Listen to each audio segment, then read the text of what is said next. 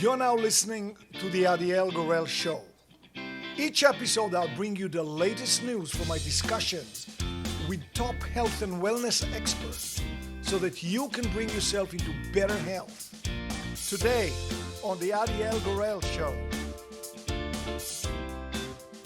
When I'm teaching men about building their stamina, the number one tool, the most effective tool is breathing, is deep breathing. And most of the time when men lose control of their orgasm/ejaculation, it's because they're holding the breath or they're breathing really shallow.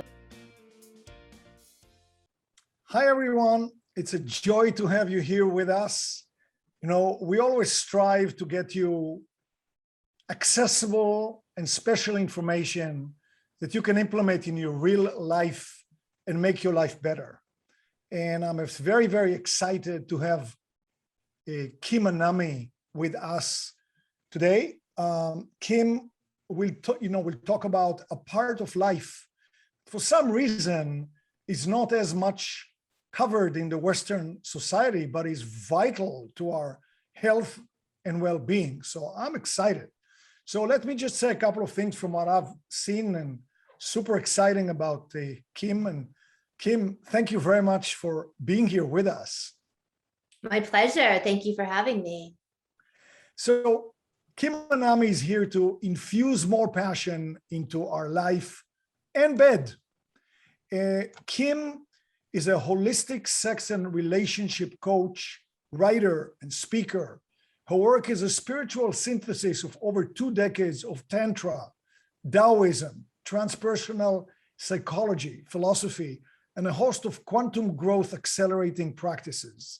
Her musings on life and love have graced the Sunday Times in the UK, Elle, InStyle, Women's Health, O Magazine, GQ, Playboy, national TV and talk shows from E! Network to CNN and NPR. She has been heard and watched around the globe. Very, very exciting for us. Her work has been endorsed by health professionals from around the world, including OBGYNs, integrative physicians, naturopath, therapists, midwives, and doulas. Holistic in the sex and intimacy field means that Kim addresses the root causes and doesn't settle for the allopathic band-aids. She looks at sex as a tool for self-growth and self-realization. Kim combines sex, spirituality, and holistic healing. Kim has broken the mainstream sex censorship barrier many times over, and we are glad to have her here today to share her wisdom, insights, and experiences on this very important topic. Kim, once again, it's a joy to have you here. Thank you. Excited to be here. So Kim, maybe you can tell us how you took this path. What led you to commit to this body of work in your life?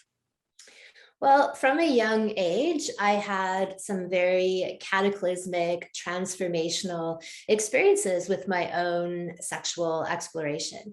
And then as I got older, I discovered Tantra and Taoism, and that gave me a language to describe some of what I'd already been experiencing, where in my life, sex was this spiritual, self-actualizing, really powerful experience, like a portal was opening between different dimensions of existence.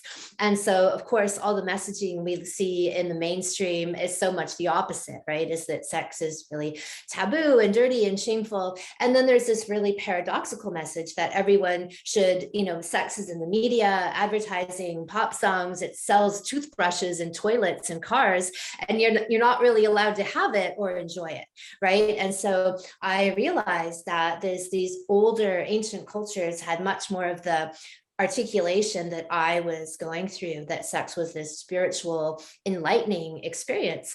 And so over the years, I've been really fascinated with how do people change and how do people grow? And so all of the things that you've mentioned that I've studied from, meditation, transpersonal psychology, different philosophies, health and wellness, exercise, nutrition, all of the ways in which we can optimize ourselves. And for me, sex was always one of those tools. It was one of of the things that really cut through the debris and the ego layering and really brought me back into my true self. And so that my whole body of work is this combination of all of these things that I have learned and experimented on with myself and then with clients over the years to form this body of work of holistic sex and relationship coaching, because that really didn't exist before I came along, right? You had this very sterile, have to put on a lab coat to talk about anything kind of version of sex from the allopathic arena. And then you had this sort of cosmopolitan, very juvenile, oh, look at his willy, oh my goodness, oh, like very, kind of immature portrayal of sex. And there was nothing in the middle that sex can be sexy, right? Like we can still keep the sexy in sex and talk about it and acknowledge it and use sex as a tool for self-realization. And that's one of the things that, is really the foundation and the core of my message, is that most people have been totally brainwashed and programmed to have this fear relationship, dissociative relationship with sex, when really this is the core and the essence of who we are. And when we're in touch with that energy, our whole life changes. So this is absolutely beautifully said and beautifully put. And, we did talk about, the taboo aspect. And the next question that I want to ask you reminds me, I landed in Paris once, and I'm taking those moving like a stair into the main terminal, and on the walls are posters for printers and ads. So I see an ad. This is in Paris. I see an ad, and it looks like this. You see a printer, and in front of the printer there's a man and a woman, and they're clearly very flushed and dressing up. Clearly they just had sex. And the caption says, "If you buy our printer, they will thank you very warmly." And I thought, I would never see something like this in the United States. Why do you think there's a difference between the US and many other parts of the world when you talk about sex? Do you mean that the US is more repressed in general? Yes. I'm not exactly sure why. I mean, I agree with you. There's many places, including Europe, that have a more open perspective, and sex is more in the conversation. It's considered a natural, healthy part of life. But somehow in the US and North America, it's almost been weaponized as a way to silence people and censor them even more, and that there's this real shutting down going on. So I can say why I think sex is censored in general. I'm not sure why it's more censored in the US. If I was to say, generally speaking, because our sexual power is our life force energy. This is the energy that creates new life. And if people really are out of touch with this power, they're operating at a deficiency. And when they are inhabiting this energy and power in themselves, they become forces of nature, literally, right? This is procreative life force energy.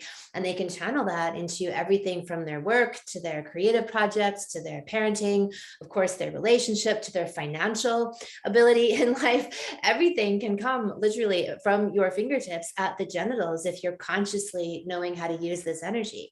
So if you were really trying to suppress the power, the intelligence, the ability of a population, you would target sexuality, right? And you would distort the messaging around it. You would lie about the truth of it so that people really had no access to this free energy source that is within their body. So that's why I see sex as being censored in general. I'm not sure why the US was selected as this place to, in particular, really silence people and separate them from their sexual natures. Well, as you're talking, I had a thought. It could be off, but that's my thought. I wonder what you think about that. Some people are said to have charisma. It occurred to me while you're speaking that charisma is probably some sort of sexual energy, right? Yeah, I totally agree. And so in the work that I do, this is something that we see all of the time is that people often will come in that, have you heard the expression a wallflower? Do you know what that is? Like someone who just kind of blends in, almost invisible, and then when people really are inhabiting their sexual energy, they're wearing this energy, they're allowing themselves to be enlivened by it, they change. They become much more radiant and attractive. Like I have clients share stories about they did some of the sexual practices I teach. They go into town the next day, like let's say women wearing a t-shirt and sweatpants, right? Like not dressed to seduce. And they'll be pumping gas at the gas station and men will come up to them, like running across the street, asking for their phone number, asking them out because they're radiating some kind of quality, which is their sexual energy. They're wearing it. So I fully agree. It is a charisma, a life force, a vitality that people then exude when they're really in touch with this energy.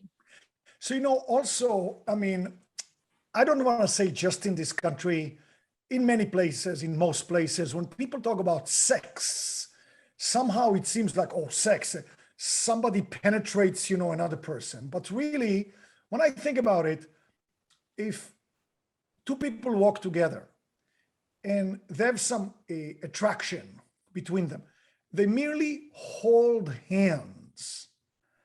That is already some form of sex. I mean, because you hold hands and you feel something. Oh, it feels special. That's right there. Wouldn't that be some form of sex right there? Sure, there's that exchange of energy because that's what, the beautiful thing about the concept and the way that I like to look at sexual energy, and it sounds like you may as well. It's qi, right? The Chinese and the Taoist system, they refer to qi as their life force energy. And in their systems of ancient medicine, they called sexual qi ji. And so that it was an even stronger, thicker, denser form of energy that we could learn to consciously move and recirculate in the body. And so this idea that we can exchange this energy through hand holding, through eye contact, even through thinking about other people is totally possible. It's just that we normally, like you say, have reduced our sexual encounters to the idea of something going into a hole in some fashion, but it's much, much more broad and expanded than that, much more powerful than that. And by the way, it seems like that would be quite important because the idea of this something that goes inside of something else, that requires a certain privacy. You need to be in a room, get a room, all of that stuff. But holding hands, caressing, you put your arm around somebody, you kiss a little bit, you can do that everywhere. You can express it everywhere, right? Yeah, and I talk about energy orgasms or energy sex, the idea that then when you become aware of the existence and the movements of that energy in your body, you can consciously exchange that with your partner. Mantak Chia, the Taoist teacher, said, years and years ago when I first discovered his work, that he could make love to his partner while she was on the other side of the room. And I thought, I want that. That is my goal. And now I can make love to my partner when he's on the other side of the planet, right? So we have that ability. We just have to wake it up. It's latent within all of us, that awareness. I was fortunate enough to take a couple of workshops with a Mantak Chia, a few decades back. And I also took a couple with Charles Muir in Santa Cruz. So I have just a little modicum of, understand. I love when you talk about, the energy as being chi or G. I don't want to call it a G spot, but, that's all good energy. Now that we're better understanding the important benefits of sex and healthy sex, do you see any of, the taboos falling away a little bit? Because it's becoming more into the mainstream, thanks to you and thanks to great teachers like you? I think it's definitely more spoken about now. Like having been in and around this work for decades now, I feel like a real turning point was the whole 50 Shades of Grey. emergence, because this was a book that I think it was actually rejected by traditional publishers, right? Because they're like that, the great gatekeepers. And then she self-publishes this book, it becomes this massive hit, whatever, hundreds of millions of copies sold, hundreds of millions of like awakened libidos and wet vaginas being stimulated, hundreds of millions of husbands having sex they haven't had for decades after women get their hands on this book. And so they had to open the gates at that point, right? Financially, right? And to acknowledge that this is what women want, but more importantly, what for them, what's selling, right? What's selling. And so I feel like at that point, things really shifted for people's openness in the mainstream to talk about these things, because there was a time before that where I feel like those doors were much more shut. And then things changed after that. And so I feel like now, yeah, there is much more openness, especially in the work that I do, like so many more people talking about holistic sexuality, right? Recognizing that there's a lot more, well, I mean, the way that I describe it is I say that, if I had gone to traditional sex therapist school, I would be broke and unsuccessful, because the Western allopathic understanding of sexuality is so limited and so off track that, it's taken me, for example, in my life and work, 30 years of exploration and study and teaching to create this body of work that I have, that I think much more is in alignment with true human potential than the lost path that allopathic medicine is on. Of course, absolutely. And by the way, when I think about it now, even in the Western medicine world, a patient could go to a doctor and the conversation can go to many things, some of which you don't really talk about in daily life. Like, what about your bowel movement? Nobody talks about, but the doctor will, but sex will not be discussed as much. Bowel movement, yes. Sex, no. So it's still a little bit, why? I don't know.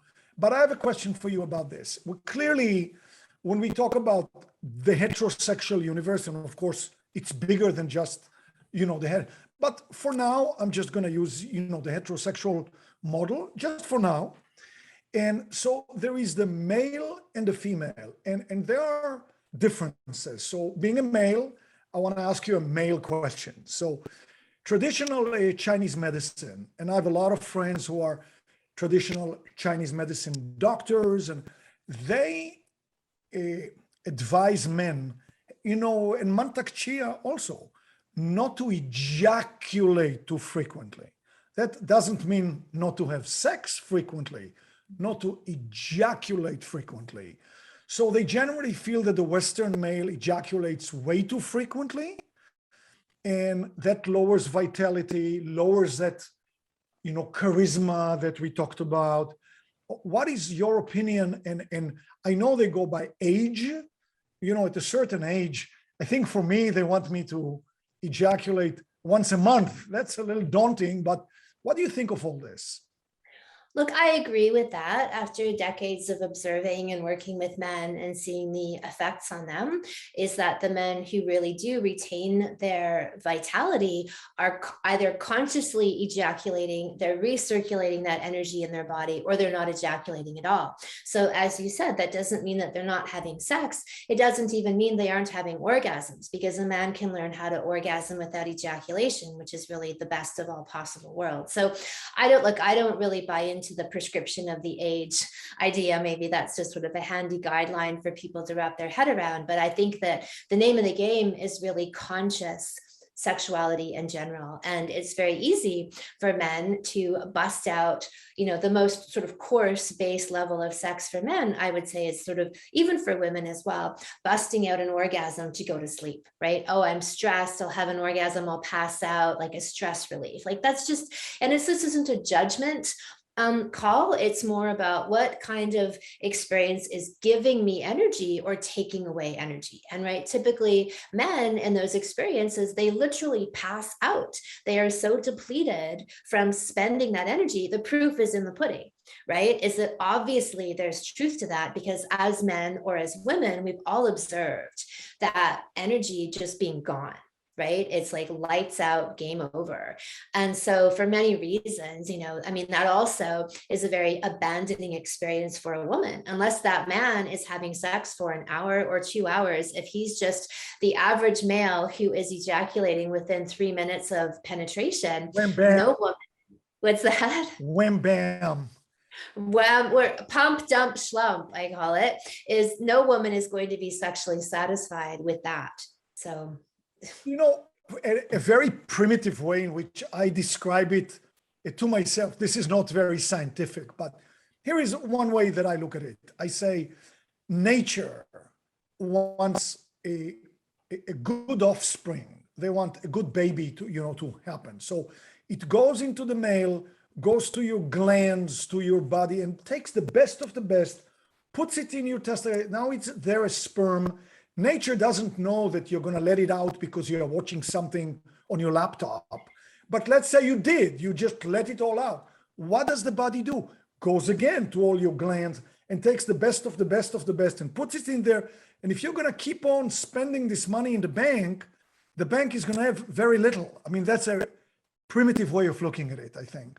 I don't even think that's primitive. I think that's accurate. And I describe it quite similarly, actually, is that yes, the body's taking the best of the best to create a viable sperm. And if you're constantly depleting that, then there's health benefits or health, like a detriment in health and mental health and physical health, emotional health. And I think so many men just don't make that connection. If men read about this or learn about this and then they practice it, and that's what I encourage men to do, is just try it, right? And see how you feel. And usually men are just surprised after they have sex, because then they want to go to the gym, they want to run a marathon, and they're used to feeling like they need to have a nap after they have sex. And they have to get used to the feeling of actually having energy after having sex. So now I ask you about the man, but now I go back to the woman. And I know it sounds a little strange to say, but I think that in the regular sexual realm, I mean, I understand that the male can learn how to have a whole body orgasm, and I'd like to learn more how to learn this and how to know it more. But in the regular world, the woman really, again, we're talking about, the heterosexual sphere, but there are other spheres, of course. The woman really is the super powered person. Because again, you just said very accurately, of course, the male lets it out. Now he wants to go to sleep. That's not very, very powerful. But the woman, she can go and she can go again and she can go again. None of that is depleting her in any way. In fact, it's empowering. So there's a huge, discrepancy here. Supposedly the men are so strong and big, but really, at least on the surface, Western sex, the woman has the superpowers and the man is the weakling. Right. I mean, in the Taoist framework, they say that sexually speaking, men are like fire. They are quick to ignite and quick to extinguish. Women are like water. They're slow to boil, but they keep on boiling. And so then the work for each sex is to meet somewhere in the middle. So for men, it's to really cultivate and develop their stamina so that they can go for 30 minutes, 60 minutes, 3 hours in full and complete control of their orgasm or ejaculation. And for women, it's to cultivate a level of what I call a sexual simmer. And so they're always in that more warmed up, available, open state. They're not starting from ice, right? And trying to get up to boiling. And so if they are both doing that work on themselves, then they can meet in the middle and have much more extended sexual sessions that are more fulfilling for each of them ultimately. Yeah, it sounds to me like, both sides have much to learn. Some women in Western society say they don't even know how to have an orgasm at all, and they need to learn how to be in touch with all of that. Some men, of course, as you said, may be there for a few minutes and it's over. So I can see that the work could be, but I think it would be quite useful for men to learn how to A, not ejaculate as quickly, or B, maybe even have an orgasm without ejaculation. But a corollary question to this is Western medicine would say men over a certain age have a likelihood of having an enlarged prostate. And now if you are holding it, you know, all the cliches about blue balls and all of that, there's pressure building up. How does that reconcile with more pressure on the prostate? In fact, Western doctors say a man should ejaculate every few days just to loosen the pressure. So how does that reconcile? I don't agree with that. Blue balls doesn't happen if men are consciously working with breath to recirculate energy. So when I'm teaching men about building their stamina, the number one tool, the most effective tool is breathing, is deep breathing. And most of the time when men lose control of their orgasm/ejaculation, it's because they're holding the breath or they're breathing really shallow, they're tightening up their body like you know, and then they pass out. So if men can really open up and relax and breathe deeply, they'll take all of that sexual energy that's concentrated at the genitals, and then they'll recirculate it throughout the body. And when they do that, they don't get blue balls. Blue balls is only if they were to approach orgasm in the way they normally do, not breathing, clenching up the body, and then abruptly stop and go do something else, that might create that sensation because all of that energy is just locked in there, right? It's been trapped there rather than us moving and, you know, recirculating that energy in the body. And as for the prostate thing, I think that's simply symptomatic of stuck sexual energy in general. And when a man is having regular, passionate, beautiful sex, when he's moving, perhaps even getting some prostate massage or being stimulated and breathing his energy, these are all qigong type practices that we do, then there isn't going to be that stagnancy, right? Any kind of blockage or ailment in the reproductive organs, to me, is simply a symbol of stuck sexual energy or repressed trauma, things that we haven't dealt with and we've stuffed into ourselves. Wim Hof uses the wonderful phrase, the issues in our tissues, which signifies the things that we have, you know, our experiences that we just try to push away and they get lodged in the body. And to me, that's what those things are, is an accumulation of unresolved stuff rather than some kind of legitimate physiological, you know, demand to empty the prostate every few days. I don't buy that narrative. I like that very much. I was at the Wim Hof workshop in San Francisco, and he's going to be on this show in the future too. I think he has a lot to give and to teach.